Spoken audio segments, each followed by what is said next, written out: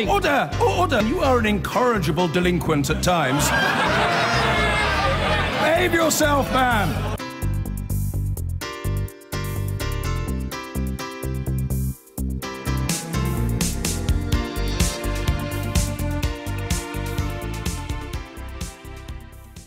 Now, some good news about green energy. The National Grid has announced that electricity powering UK homes and businesses across the summer was the greenest on record, with solar, wind and nuclear power creating more energy than fossil fuels.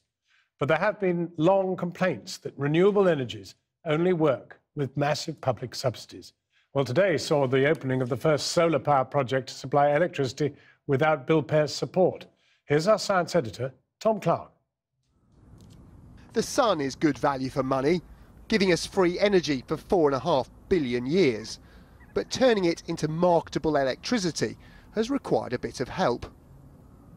Power from solar projects has required public subsidy to turn a profit, but not this one. A 10-megawatt solar farm in Bedfordshire, the first to supply the national grid without support from the bill payer.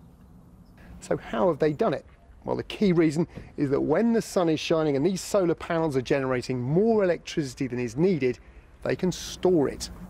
On site, there are 5 containers like this filled with enough batteries to store 1.2 megawatt hours of electricity. That's enough to boil 1,200 kettles for an hour.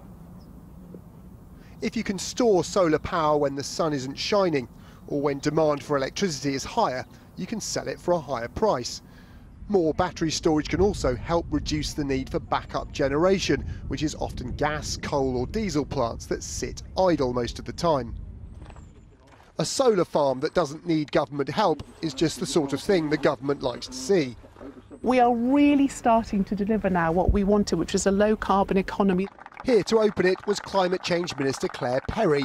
Wow, okay. So how many arrays? 1, 2, 3, 4, 5. These are great days for renewable energy. As well as solar success, the cost of power from offshore wind farms has fallen sharply. This summer was the greenest for electricity generation there's ever been. According to a National Grid report today, between the end of June and the end of last week, 52% of our electricity came from low-carbon sources. You know, it's clear that renewables is the future for the UK. We've got to meet the carbon reduction target in 2050, and it's clear that actually storage and flexibility of the network is key as well. So batteries are definitely long term, but what's not clear is how they're going to be paid for. Government says it's listening, but a key piece of work that the industry has been waiting for, called the Clean Growth Plan, has been delayed more than a year. And this minister promised it would certainly be finished by September, and there's not much left of that.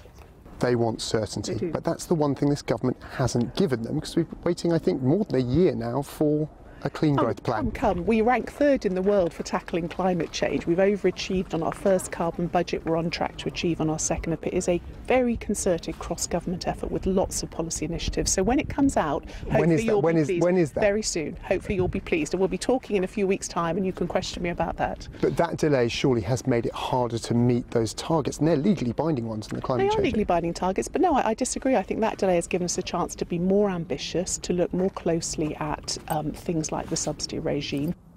With a plan imminent then, perhaps we can expect more investment in clean energy without a massive increase in bills. But more mixed messages about the green agenda could quite easily do the opposite. Tom Clark in a sea of solar panels in Bedfordshire. I've been getting